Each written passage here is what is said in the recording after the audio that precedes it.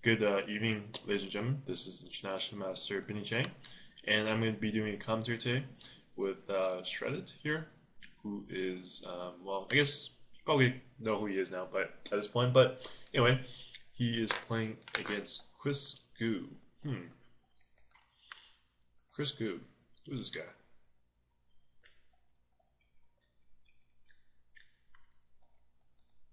For over 17 hours now. So I guess that's pretty that's pretty experienced actually. 70 hours of chess. Wow. Huh. What the hell is this? The Burger King finale? The Oatmeal Express International? This guy must be trolling. I don't understand how this works. Oh yeah, he is trolling. It's pretty funny actually. It's pretty funny. I was like, huh, yeah, it's pretty funny. All right, sorry. So the opening is a Slav, and this line is it's pretty equal for the most part, but white retains a slight edge just because of the way the pieces are kind of formed. In these type of positions, I actually like playing this kind of stuff as black, but the problem is if white knows what he's doing, then black's gonna suffer for a long time. Which is kind of why I kind of stopped playing this kind of system, the Slav. I like playing, I guess, different lines nowadays. But I mean, it's still very solid. It's very difficult to lose. Although today I saw a game with the Kamsky against Vashir Legrav, and Kamsky actually lost his A6 Slav game, which is very similar to actually what happened this game. Except White had played knight e5 early. But here, I think White definitely still has a slight edge here, just because Black can only play e6 easily because g4 was coming, and White always has his g4 idea with the g5 if this knight ever gets straight off.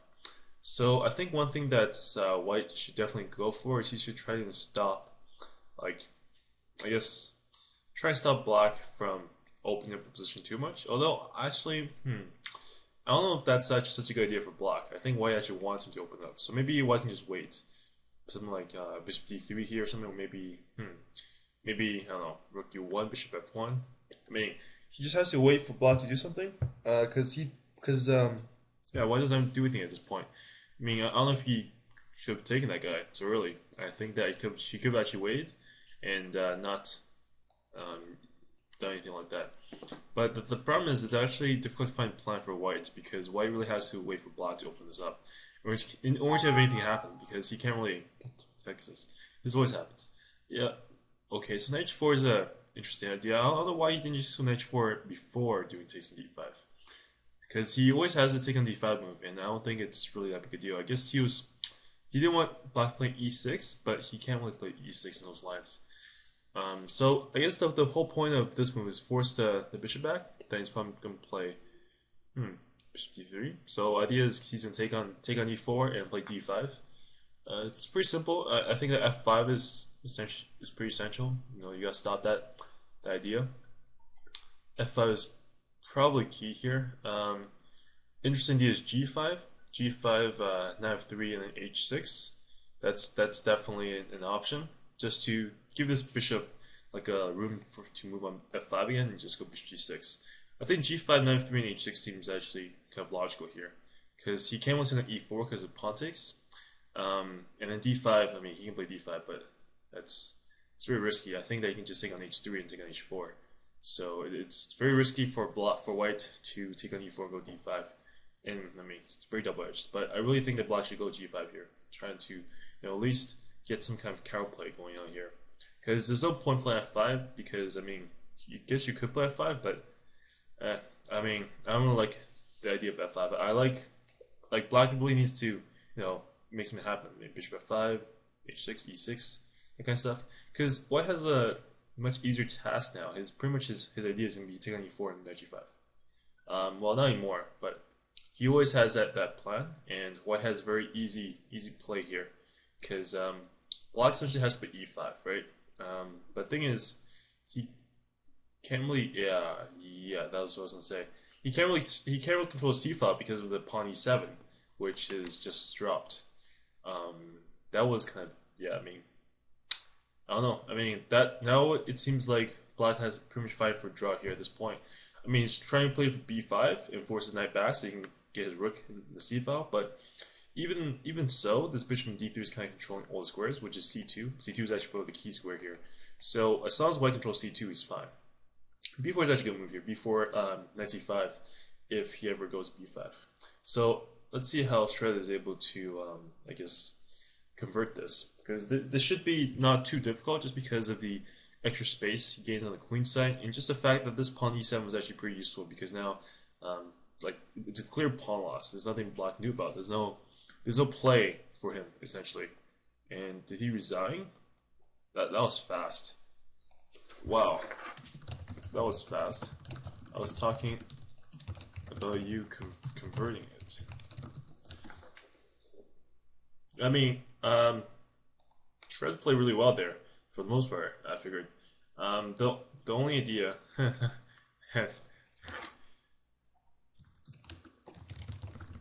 interesting idea. G5, G6.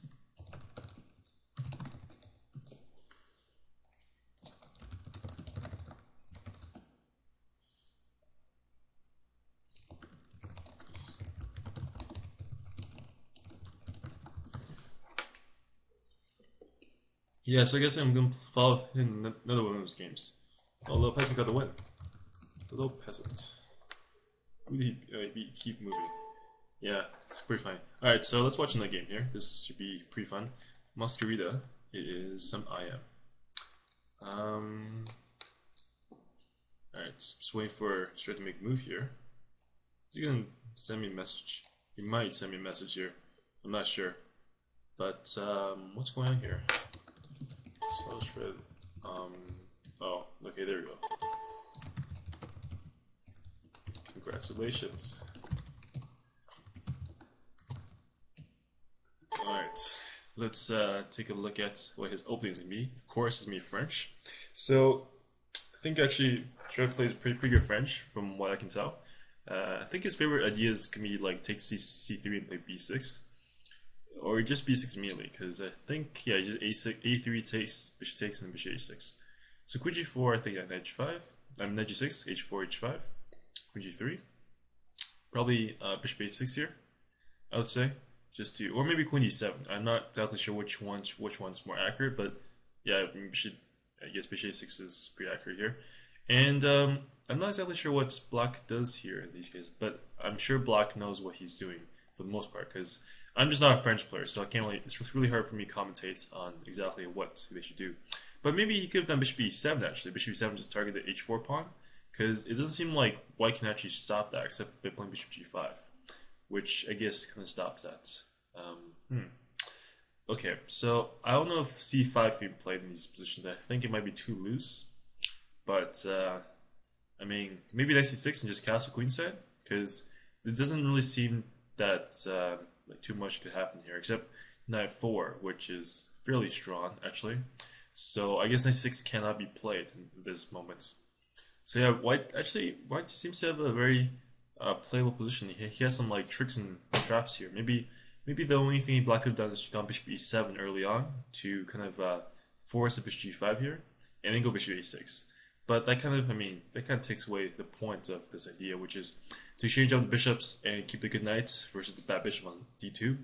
I mean, that's essentially what Black is playing for. So it's really difficult to kind of like not play for that once that's your main idea. One move that Black should definitely not play is castle queen queenside, because that's suicide.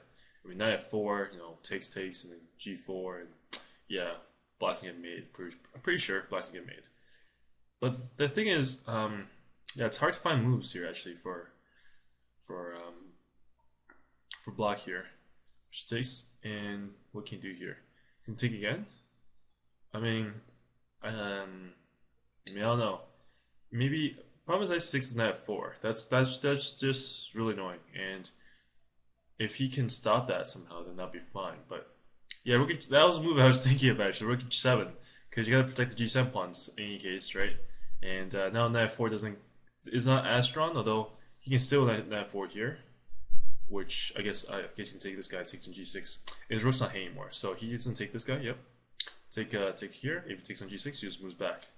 And after he goes back to like I don't know, b5 or a6, Or maybe you can take. No, he can't take on g2. Maybe bishop e2 actually. Bishop e2, bishop here to bishop f5. Yeah, I think bishop e2, rook d1, and then bishop g4, and then f4 and bishop f5. I thought that could be pretty strong. That's a continuation there. So in this case, this pawn looks like it's going to be dropped. Unless, of course, he wants to play g6, which he could, but bishop b4 seems like kind of forcing there. It doesn't seem very fun to play. So the point of this move is that if knight takes h5, I think he has bishop e2, although knight takes g7, he f8, bishop b4 check. I mean, this is some risky stuff here. I think knight takes h5 is almost winning here. Well, actually no, wait a second. That's protecting this guy. Yeah, so never mind. It's not even close to winning. So yeah, bishop e2 is pretty much a threat if he ever moves it. And I think Block's next move is going to be queen e7, try and trade the queens off. Because if Block trades the queens off, then he should be definitely fine. I mean, he's definitely at least equal in that position. But he did this anyway, so I don't understand, because bishop be here, knight f6 check, pawn takes. Okay, so I guess pawn takes is forced. Queen g8 check. Oh, I see. King e7 and takes here. Takes here. He resigned. Wow, that was bad. Whoa. I guess it was worse than I thought it was. Wow. So what did he do wrong there? I don't understand. So takes is not the best move, I guess. I mean, takes. c6 takes. Bishop e2 was interesting. Yeah, bishop e2 is interesting idea. Yeah, bishop. Yeah. Damn. He left. Oh. Yeah, that's too bad. I'm just analyzing the game. Bishop e2. Yeah, that's a move I'm thinking of too. And bring g4, so you can kind of guard it. Bring it f5. That's the move I was thinking of. But knight f4. Here I thought castle was, yeah. I mean, castle's pretty natural. Knight e7 here. And still castle. Because as long as he has bishop 2, he's fine. But he makes a mistake here with knight f5. And unfortunately, knight f6 is actually very strong. I did not see that actually. Wow, that's a. So what's the idea here? Okay, so it takes. He just takes back. Oh, queen g8, e7, he takes. I'm just following this line here. So king takes is mate. So, whoops, where's a pawn? I got a pawn. All right, let's pretend this pawn's here. Okay, pretend this pawn's here. King d6, queen takes h7, takes d1, which takes d1, king c6, h5. So he's a pawn here, and he's essentially gonna just push his pawn down. And I guess it's very hard for Black to stop him. But I still would have played on though. I don't get. I guess maybe he was thinking of some other kind of tactics there. But yeah, that was too bad. The first game was easy. Second game was not as good. But no, thank you for watching. If it was me playing, I definitely would not post these games. But because it's not me, I'm gonna just post it. Thank you very much, and I'll see you guys next time. Bye bye.